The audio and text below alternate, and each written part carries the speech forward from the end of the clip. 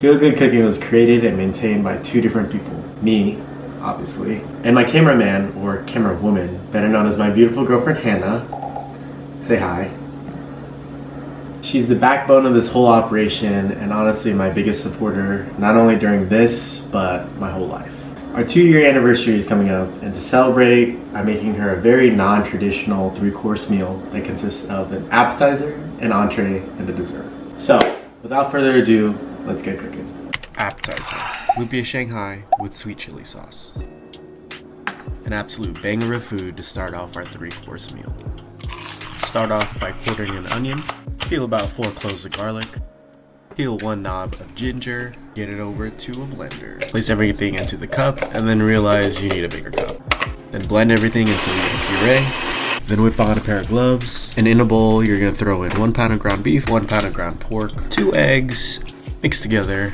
Then add your puree, along with some pepper, some salt, splash of soy sauce and W sauce. Then mix till you get a mixture that looks like this. Slap down your spring roll wrapper, get a little bit of your meat mixture, form a meat tube, then tightly roll like so.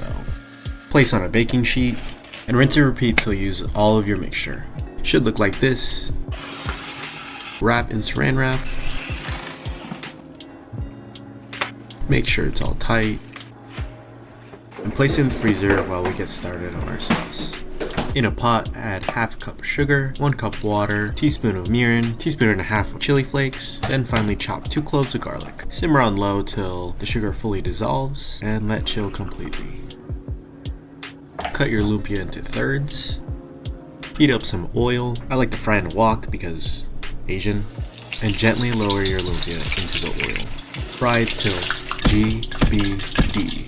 Golden brown delicious. That's about 5 to 7 minutes. Drain on a wire rack, plate up your lumpia, and hand to your girlfriend to see what she thinks.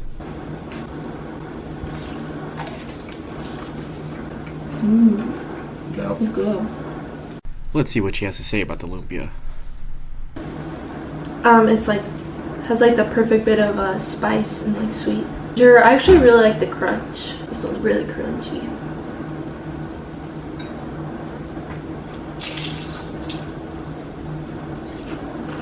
Looks like we're 1 for 1 on our meals, but let's see how she feels about the entree. Korean fried chicken sandwiches. Forgot to mention this earlier, but Hannah was the one that chose what we ate for our anniversary. So instead of choosing fancy cuts of steak or lobster tail, she chose one of her favorite things that I've made her. Another reason why I love her so much is because she's unapologetic with her food. It's about flavor, not price. Plus I love her because she eats everything I put down in front of her. In a dish, add buttermilk, spice vinegar, if you know, gochujang, and mix together thoroughly till combined. Grab your boneless, skinless chicken thighs and submerge them in the mixture.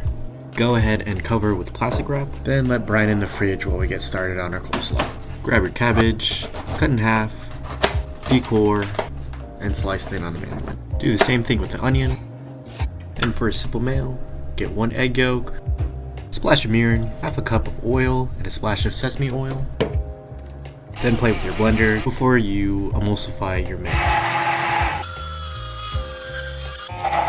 Perfect consistency.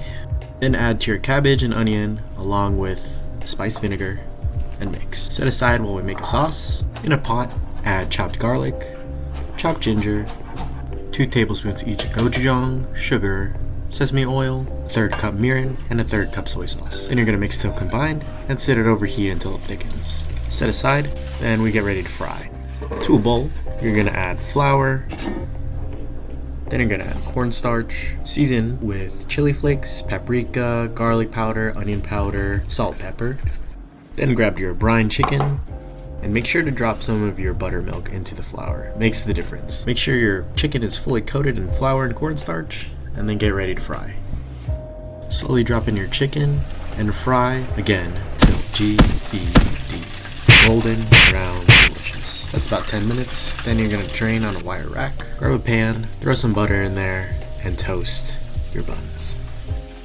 Now it's finally time to assemble our sandwich. Bottom bun gets a little bit of honey, then some sauce, our chicken, some more sauce, some more honey, our slaw, then our top bun.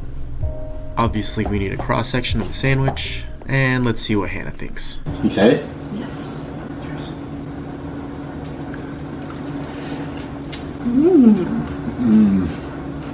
And it's critique time.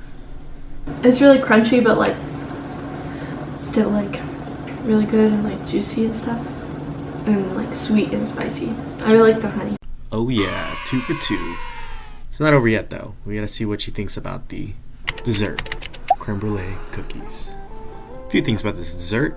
1, she let me choose the dessert, so I went with this because why not? 2, combining 2 of my favorite desserts sounds absolutely delish magish. And 3, I've never made this before in my entire life, so this will be a freestyle recipe.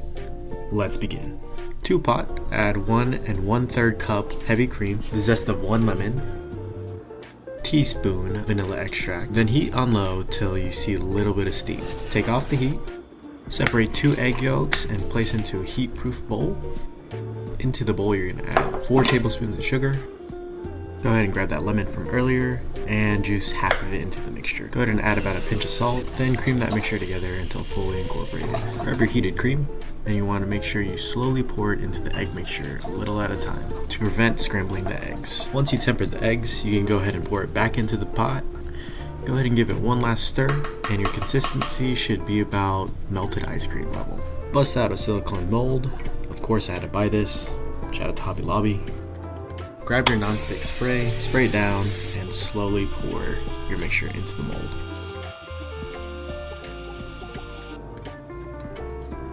This is completely optional, but I like to use a blowtorch to get all the bubbles out. Set your oven to 300 and keep it at 300. Ignore what that says right there. Place your custard drops into the oven and bake for about 30 to 40 minutes or just until the center is slightly jiggly.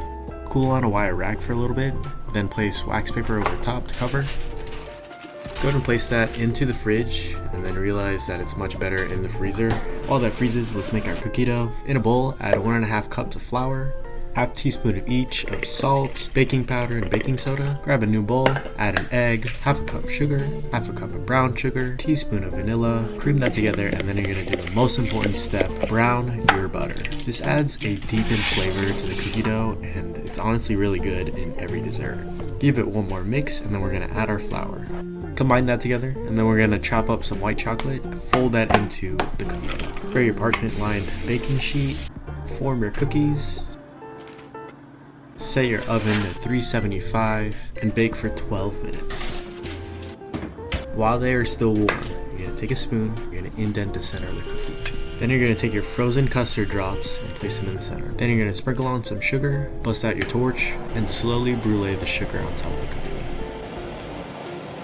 Now listen to this. Only one thing left to do. Let's see what Hannah thinks.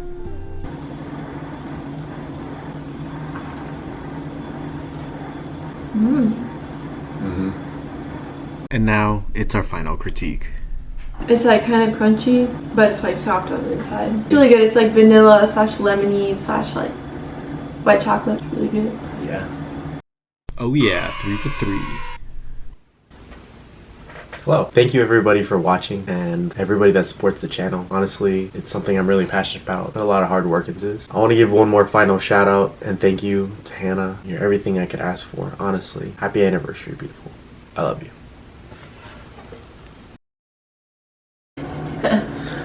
It's the mayo on your face.